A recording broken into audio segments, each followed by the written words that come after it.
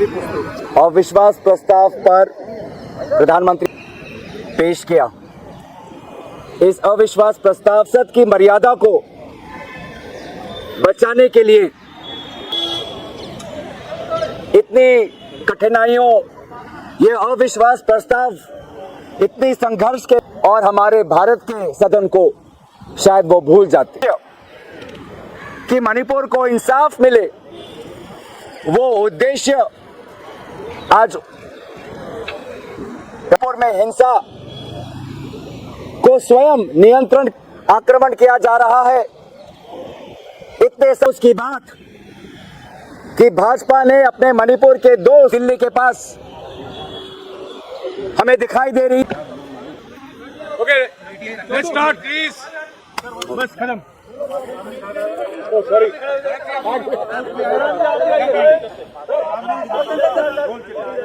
शुक्रिया दोस्तों, मैं अभी शुरुआत करने जा रहा हूं। अभी मंत्री परिषद पर अविश्वास प्रस्ताव पर प्रधानमंत्री मोदी जी पिछले 2 घंटों से अपनी बात रख रहे हैं। ये अविश्वास प्रस्ताव इंडिया अलायंस के एक सदस्य होने के नाते मैंने लोकसभा में पेश किया। इस अविश्वास प्रस्ताव के 2 कारण थे। पहला कारण कि मणिपुर को इंसाफ मिलनी चाहिए। दूसरा कारण कि देश के संसद की मर्यादा को बचाने के लिए प्रधानमंत्री मोदी जी को विवश करना पड़ेगा कि वो सदन में आकर अपना मौन व्रत तोड़े। दूसरा उद्देश्य सफल रहा। इतने दिनों के संघर्ष के बाद, इतनी कठिनाइयों के बाद आज देश प्रधानमंत्री को सदन के अंदर बोलते हुए देख रहा है। अगर हम इंडिया अलायंस ये अविश्वास प्रस्ताव इतनी संघर्ष के बाद, इतनी लड़ाई के बाद नहीं पेश करते तो शायद प्रधानमंत्री विदेशों के और संसदों में भाषण देते रहते और हमारे भारत के सदन को शायद वो भूल जाते। तो हमने मजबूर किया और उन्होंने अपना मौन व्रत तोड़ा। लेकिन हमारा पहला उद्देश्य कि मणिपुर को इंसाफ मिले, वो उद्देश्य आज प्रधानमंत्री मोदी जी अपने जिम्मेवारी से भाग रहे हैं। स्पष्ट 3 सवाल थे उनके सामने।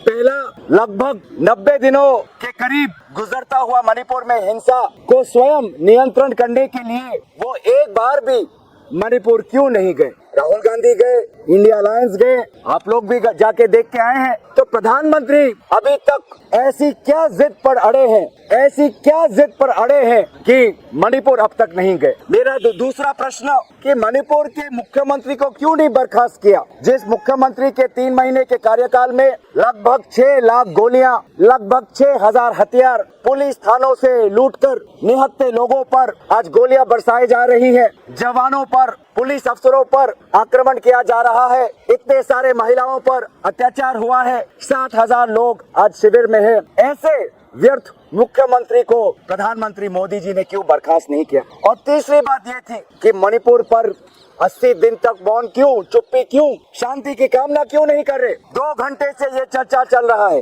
इस 2 घंटे में हमें मणिपुर का इंसाफ नजर नहीं आया। और अफसोस की बात कि भाजपा ने अपने मणिपुर के 2 सांसदों का मुंह बंद करके रखा है। मणिपुर के प्रजा ने मणिपुर से 2 सांसद चुनकर दिल्ली के संसद में भेजा। पिछले 3 दिनों से मणिपुर के लोग भी सोच रहे हैं कि भाजपा के कितने सारे सांसदों ने भाषण रखा, भाजपा के कितने सारे मंत्रियों ने भाषण रखा। मणिपुर का भी एक सांसद केंद्रीय मंत्री है, मणिपुर का दूसरा सांसद एक अच्छा वक्ता है। मैंने बार बार गुहार लगाया, अध्यक्ष महोदय, ये दोनों सांसद सत्ता पक्ष के हैं, मेरे दल के नहीं, पर मेरे भाई हैं। आज इनको तो बोलने का मौका दो, इनकी तो आवाज हम सुने, मणिपुर की आवाज तो हम सुने।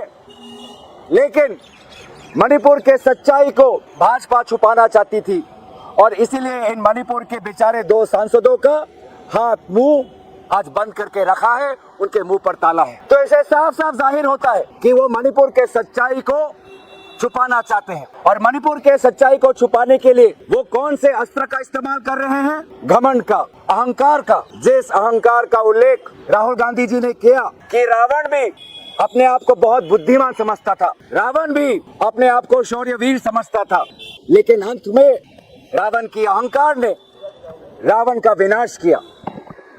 और रावण की अहंकार से लंका में रहने वाले लोगों के घर और दुकान आग में भस्म हो गए। आज वही हमने देखा कि भाजपा की अहंकार, प्रधानमंत्री की अहंकार, गृह मंत्री अमित शाह की अहंकार के कारण आज एक आग मणिपुर में लगी।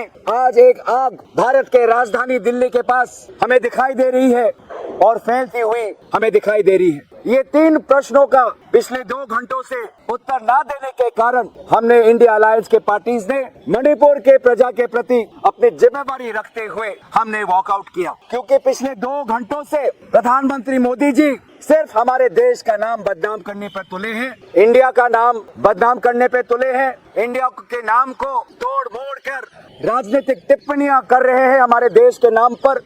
और यही साबित होता है कि उनका राष्ट्रवाद एक झूठा राष्ट्रवाद, जिसने राष्ट्र की अखंडता को आज तोड़ दिया है, चाहे मणिपुर हो चाहे नू हो। उनकी देशभक्ति एक नकली देशभक्ति, क्योंकि सत्ता के लिए आज गृह मंत्री और प्रधानमंत्री जी ने मणिपुर के मुख्यमंत्री को क्लीन चिट दे दिया। बोल रहे हैं कि मणिपुर के मुख्यमंत्री ने सहयोग किया। कैसा सहयोग? मणिपुर के 2 टुकड़े हो गए, ये सहयोग। मणिपुर में ड्रग्स फैल रहा है, ये सहयोग। मणिपुर में आज लोग शिविर में है, ये सहयोग। मणिपुर में आज भरी तादाद में हथियार लोगों के हाथ में है, क्या ये सहयोग किया? तो इससे साफ साफ पता चलता है कि जो राहुल गांधी जी ने कहा कि इनकी देशभक्ति नकली है और वास्तव में ये सत्तावाद में देशद्रोही बन चुके हैं। धन्यवाद। Okay. Thank you. Thank you. I'll make a short statement in English.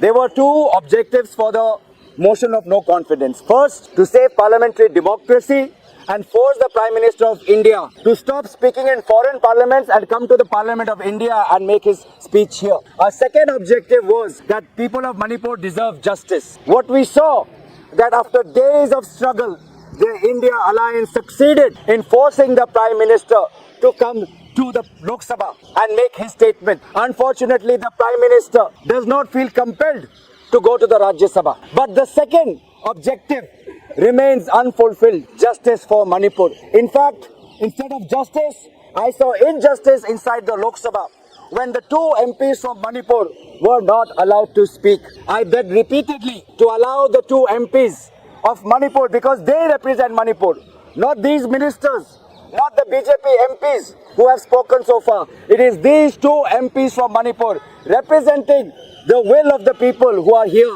and their hands and mouths have been taped shut. And that is what the BJP is trying to do, to cover up for their failures in Manipur. My 3 questions remain unanswered.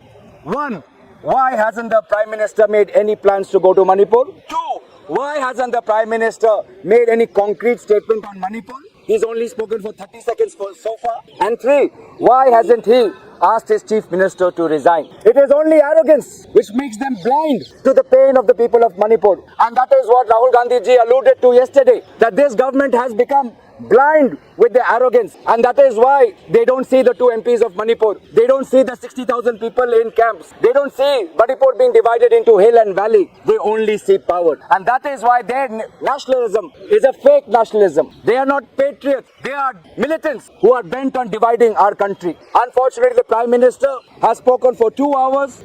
In these 2 hours, all he has done is twisted the name of our country, India. There is a Congress phobia inside that we can see, because the Prime Minister spent most of his time blaming the Congress party. No doubt, seeing the unity of the India parties in front of him, shouting India, India, has spooked the Prime Minister. And therefore, instead of speaking on Manipur, he spent most of his time criticizing the Congress party. No matter his speech, we are confident that our parties stand united for a common vision to save and protect the values of our constitution, to preserve the values of our civilization, and to preserve the integrity, fraternity, liberty and equality, rights and principles that is enshrined in our constitution. We are confident that the India Alliance will win in 2024. Thank you. And as I said, because for 2 hours he didn't speak on Manipur, only defamed the name of our country, having not answered the 3 questions that I have raised, for denying the representatives of Manipur their right to speak in Parliament, for giving the Chief Minister of Manipur, who has failed his people, a clean chit, for being silent on wrestlers, for being silent on Chinese intrusion in India, for being silent on inflation, for being silent on the remarks of former Jammu Kashmir Governor Satyapal Malik, for being silent on issues of national security. India Alliance decided to walk out. आखिरी का पाठ हिंदी में बोलना चाहता हूं कि क्योंकि प्रधानमंत्री मणिपुर पे कुछ नहीं बोले, क्योंकि प्रधानमंत्री महंगाई पर कुछ नहीं बोले, क्योंकि प्रधानमंत्री चीनी घुसपैठ पे कुछ नहीं बोले, क्योंकि प्रधानमंत्री पूर्व राज्यपाल सत्यापाल पर कुछ नहीं बोले, क्योंकि प्रधानमंत्री हमारे कुश्ती के खिलाड़ियों के आंदोलन पर कुछ नहीं बोले। इन विभिन्न कारणों के मद्देनजर रखते हुए इंडिया अलायंस ने आज पार्लियामेंट से वॉकआउट किया।